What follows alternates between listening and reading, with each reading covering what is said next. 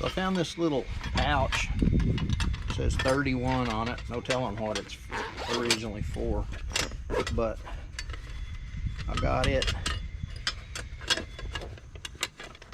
to put my blades and stuff in because it fits just perfect. Like there's one of the 4-lobe blades, and then I've got the spark plug tool. It's the wrong one. It's got a screwdriver on the end of it. I need the one that's got the Torx. Probably got it stashed somewhere. I need to locate it in case I need to use it. So this thing is fairly easy. This hole here, you can put a Phillips screwdriver in if you don't have this tool handy, and then you turn it and it'll pop down in there and hold this thing. And you turn it to the right to take it off. It's left-handed threads on there, and that'll take it off. It's a little dust plate, and there's the drive plate for it. That's what your tool's hitting whenever you put it in from the back to stop it.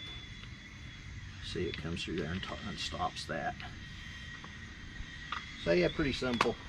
They shouldn't be stuck on there. They should come off real easy.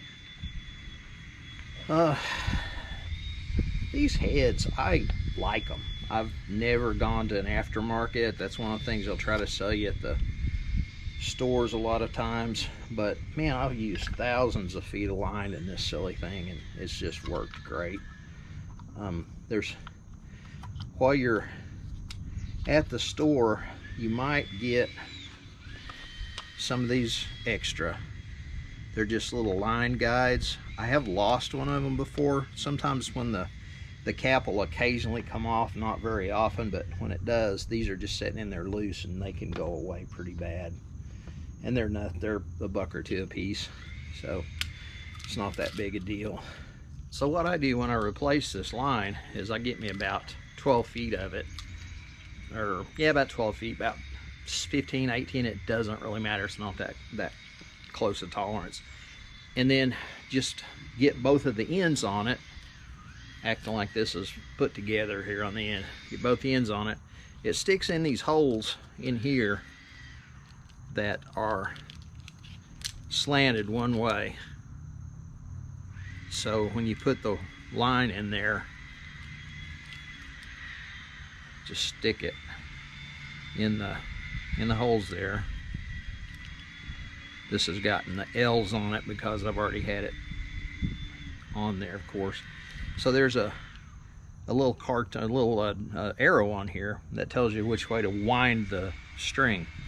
So I just get it between my fingers like this and wind it up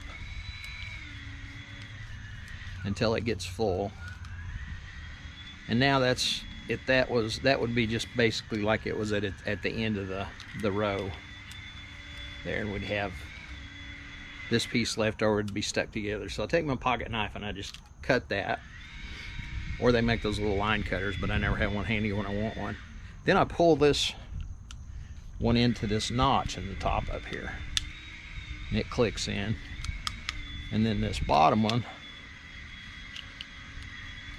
I pull into the other notch, so that keeps it in place like that. Now we'll go down here to the head here, and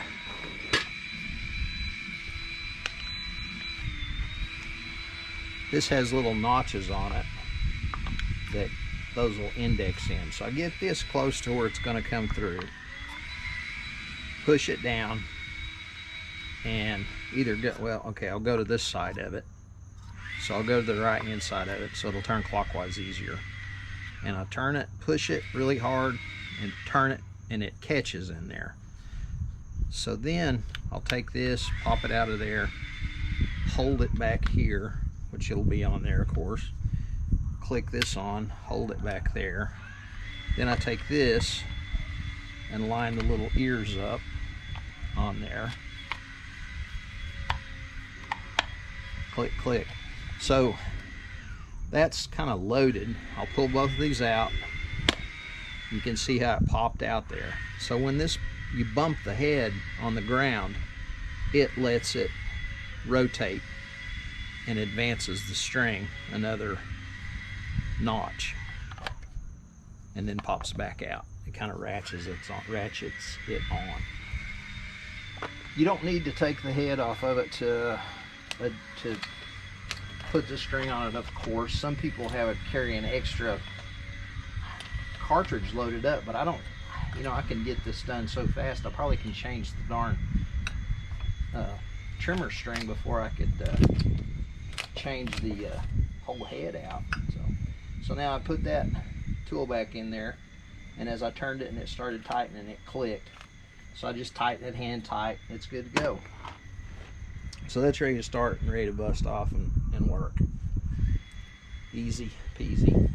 When I'm taking the string off, sometimes when I'm going to change it and taking this plate off, sometimes it's kind of hard to push there, especially if it's loaded with grass or whatever. So I have just a regular little knife, and I'll just kind of hold that and hit it inside there, and that's where that latch is, and it'll pop it loose. So then it'll come apart and I can change it out. So that's another little trick I found. This right here is a fitting to grease the gears in here, and I think the grease goes up the shaft too. You can get a tube of grease at the steel dealer, and it's in like a metal toothpaste tube. You take this out, this plug out with your tool, the Torx tool, the star tool, and you screw that on there, and you just roll the tube up and squeeze the grease in there, and it keeps the bevel gears here, and it keeps the shaft lubed on it. And I've done it a couple of times. It very seldom takes hardly any grease, but it's just real good preventive maintenance because the thing's just running dry, and it's running in dew and stuff all the time, so it's gotta wear it eventually, especially with dirt and stuff all over it. So this unit is really past time to replace, and this should be straight across. Here's your string cutter or your trimmer line cutter, and I don't remember, it's been on here so darn long, I don't really remember how it comes out. I think it's got a little 1-2 diagram on the side, like you push this down and this will slide this way. Yeah, there it goes. So that just comes out that way, and then you get another one of these and replace it, and it keeps the rocks and stuff from slinging quite as bad back toward you. So anyway, it's been a really good machine. It was expensive. It was almost 500 bucks, but haven't had any issues with it. It's the 131 model that is kind of a modified 2-stroke, 4-stroke sort of engine, but you still run 2-stroke mixed gas, the steel good oil in the gas, and they'll last you a long time. It sounds like a little Harley when you start it up, and then when it's getting to its top of its power band, it kind of cuts out but it's more like the way a governor acts, I suppose, on it. So anyway, hope you learned something on the deal, and I think this old machine's going to last me several more years, and I do highly recommend them. Thanks for watching.